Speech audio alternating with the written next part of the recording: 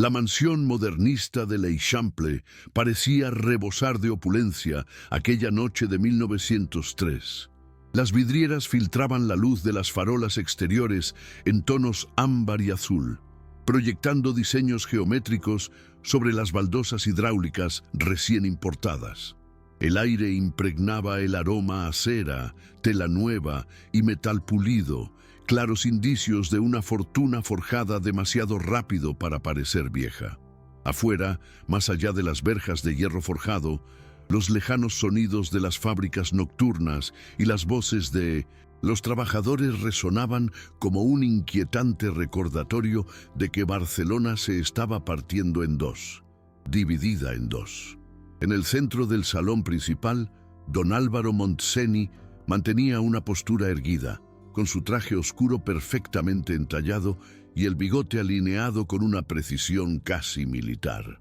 A su alrededor, empresarios, políticos locales y representantes culturales conversaban con tono calculador, evaluando alianzas y reputaciones. El evento debía ser una simple recepción discreta, pero algo se estaba rompiendo silenciosamente. Cuando uno de los invitados comentó, con una sonrisa irónica, que el talento de la clase trabajadora es útil, siempre que sepa cuál es su lugar, Álvaro sintió que el golpe perforaba la apariencia de elegancia. Su mirada recorrió la sala y encontró a Lucía Ferrer, de pie junto a una mesa de muestras textiles, con las manos ligeramente manchadas de tinta y la mirada firme a pesar del ambiente hostil. En ese momento, el contraste se hizo insoportablemente evidente. Todo lo que él poseía no le compraba el derecho a existir allí sin ser juzgada. Y la frase que escapó de sus labios, pronunciada demasiado bajo para ser elegante, demasiado alto para ser olvidada, «Esto no debería ser así», dio inicio a una conspiración sin retorno. ¿Disfrutas de esta historia? Suscríbete al canal y comenta desde dónde estés viendo el video. Lucía sentía el peso de la habitación como si cada vitral fuera un ojo vigilante, dispuesto a denunciarla. El sencillo vestido, cuidadosamente limpio y planchado, contrastaba con las sedas y joyas que la rodeaban, pero no había sumisión en su postura.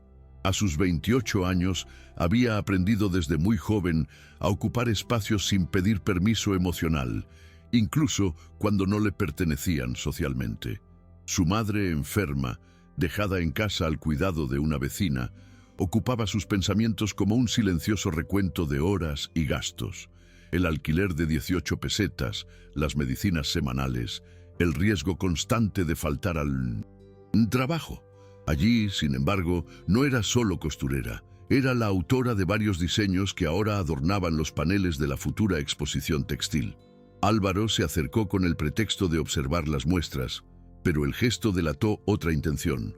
La proximidad física mínima y calculada hizo que los murmullos a su alrededor se apagaran por un segundo incómodo instante. Señaló un detalle de la tela y comentó algo técnico, pero la tensión residía en todo lo que no se decía. Lucía respondió en claridad y seguridad, describiendo las decisiones judiciales y de color como la defensa de un territorio conquistado con esfuerzo. Cuando un miembro de la familia Montseny interrumpió, recordándole a Álvaro que esa misma noche se harían ciertos anuncios, el silencio entre ellos se profundizó. Entonces llegó el gesto impactante. Álvaro retrocedió medio paso, no por falta de afecto, sino por miedo a lo que significaría seguir adelante. Lucía lo notó. No hubo escena ni palabras duras, solo la comprensión inmediata de que para él, ese amor naciente debía permanecer en las sombras. La sala siguió girando, la música se reanudó, pero algo esencial ya había sido herido. La historia comenzó allí, no con un beso ni una promesa, sino con una negativa silenciosa que expuso el coste humano de la jerarquía social. Don Álvaro Montseny había crecido entre muros gruesos y silencios cuidadosamente controlados. Desde joven había aprendido que los sentimientos se trataban como desvíos, tolerables, solo cuando no interferían con el progreso empresarial. Su padre, fallecido 6 años antes, repetía como dogma que el ascenso social no admitía vacilaciones, amistades útiles, matrimonios estratégicos, afectos discretos. A sus 40 años, Álvaro era el resultado exacto de esta fría pedagogía. Había heredado 3 fábricas textiles, un patrimonio estimado en más de 2 millones de pesetas y un nombre respetado en los círculos industriales catalanes. Asistía a conciertos, exposiciones y mítines políticos con la misma serenidad con la que firmaba sus dimisiones.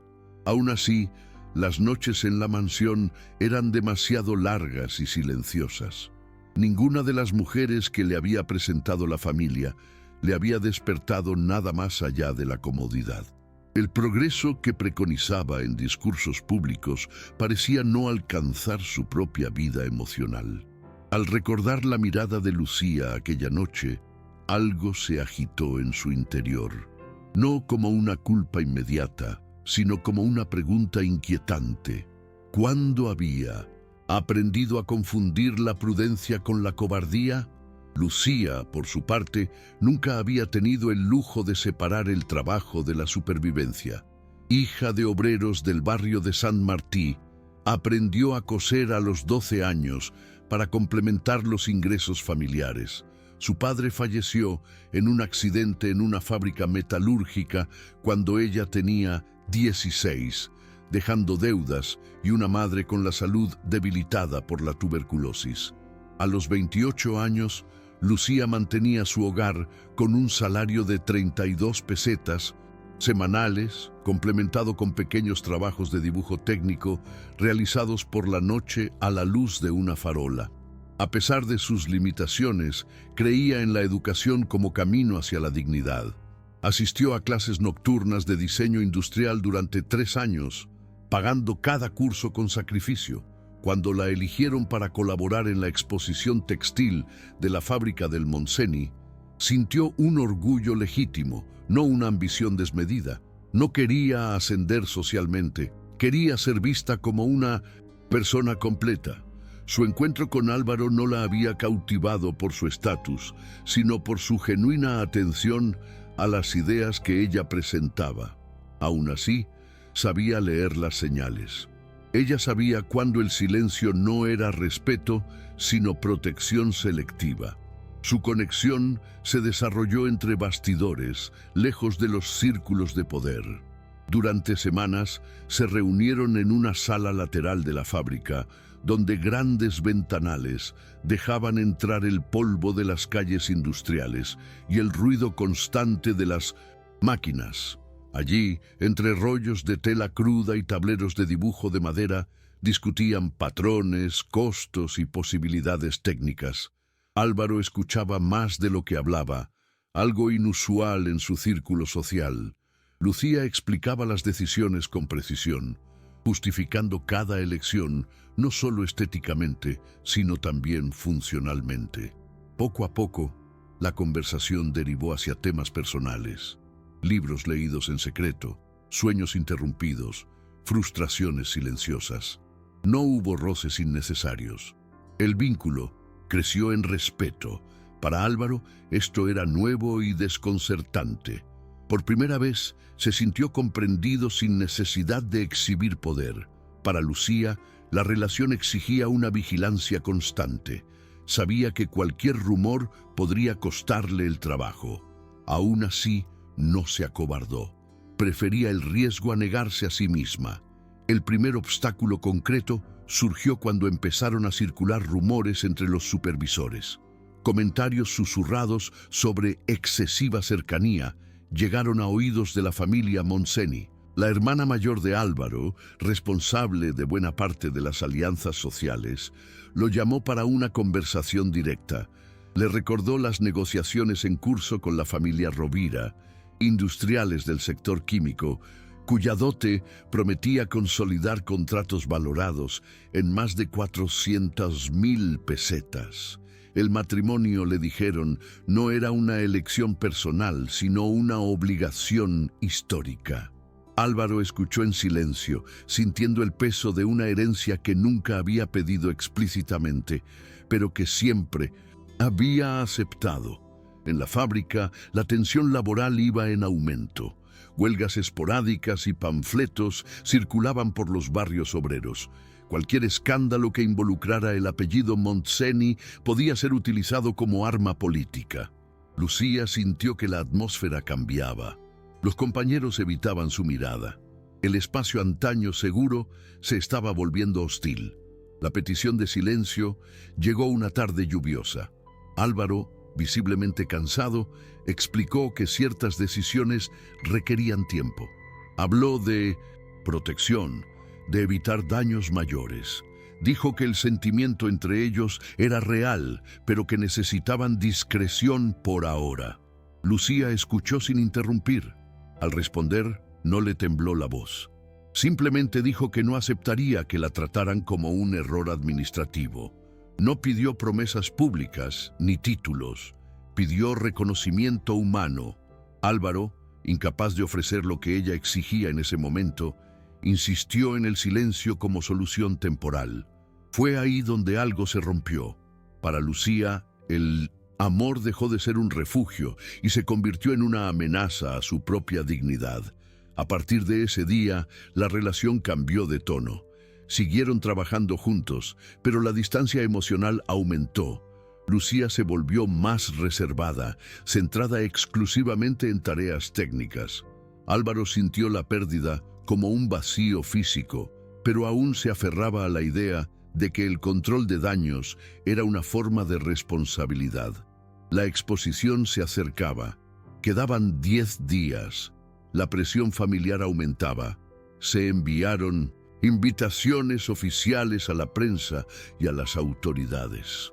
El anuncio de las alianzas comerciales estaba programado para la noche de la inauguración. La fecha límite impuesta por el sector empresarial hizo inevitable la decisión. Álvaro comprendió, cada vez con mayor claridad, que cualquier decisión ahora tendría consecuencias irreversibles, no solo para su carrera, sino para el tipo de hombre que elegiría ser. La noche de la exposición llegó envuelta en expectación y tensión.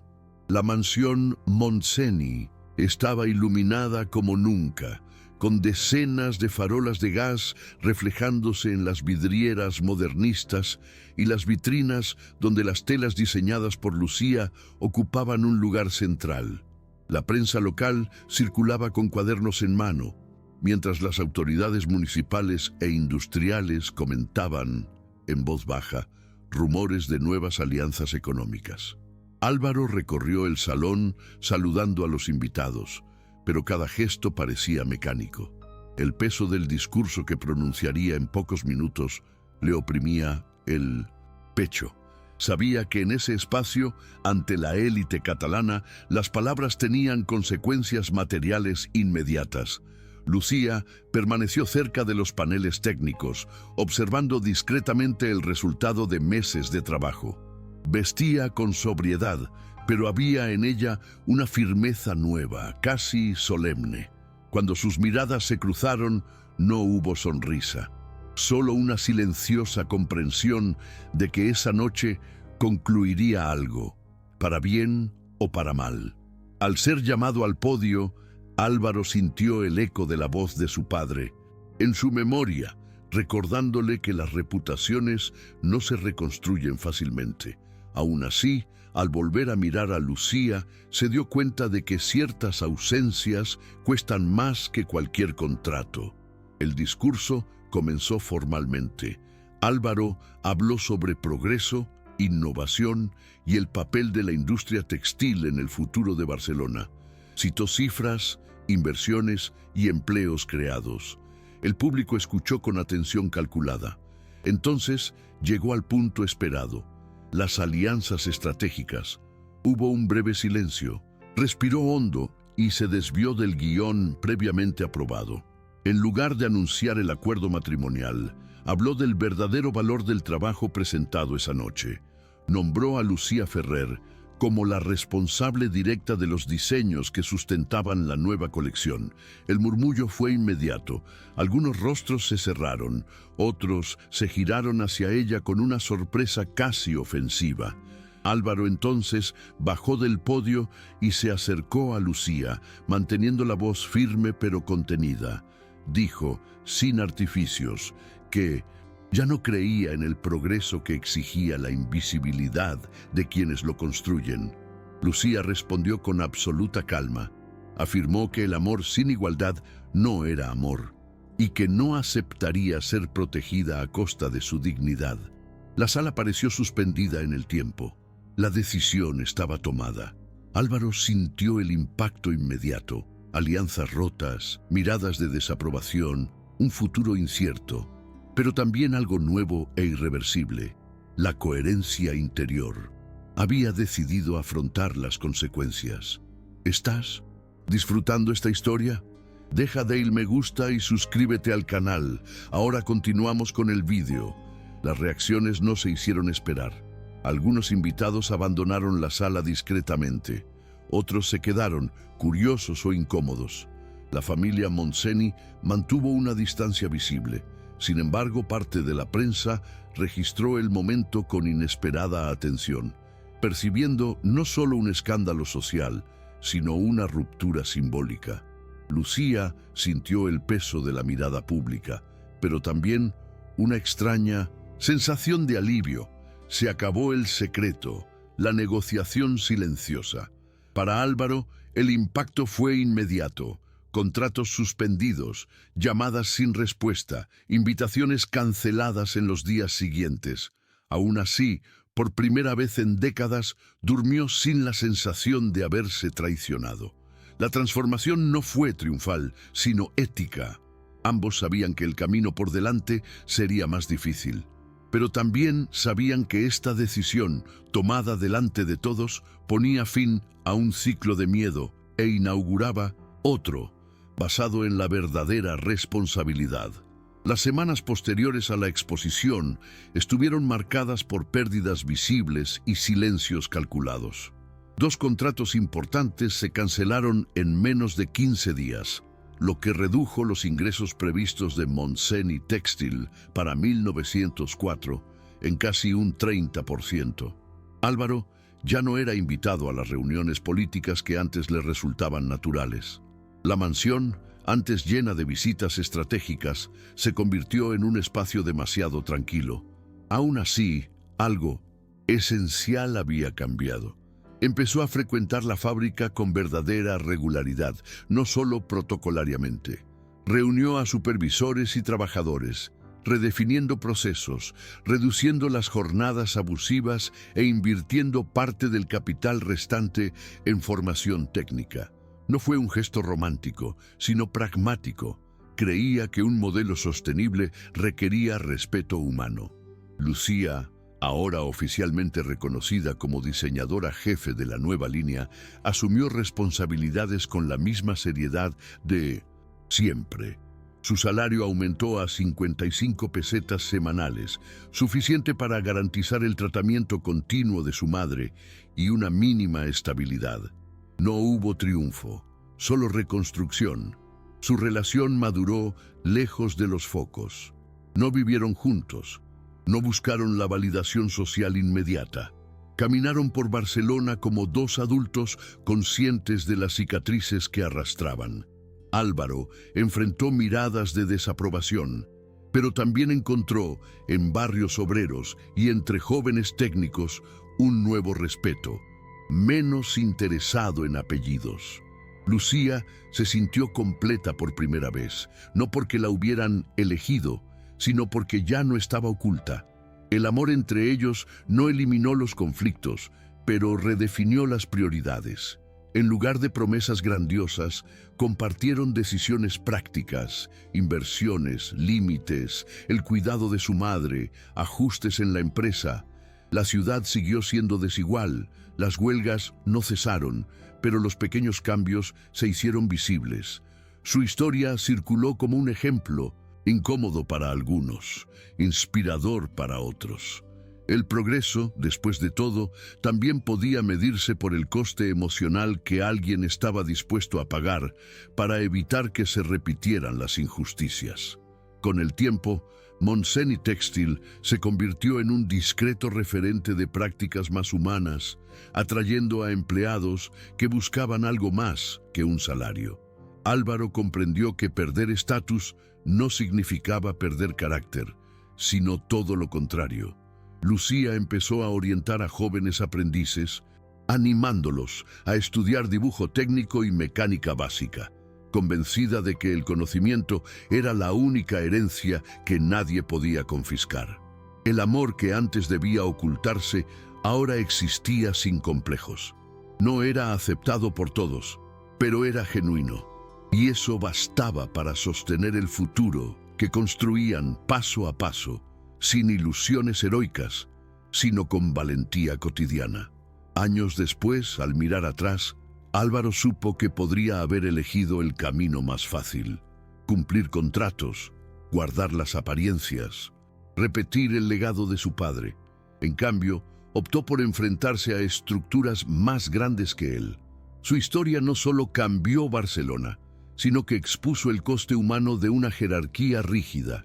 Y, al final, cuando Lucía cerró el taller al anochecer y él la esperó afuera, quedó claro que algunos logros no tienen cabida en escaparates ni periódicos.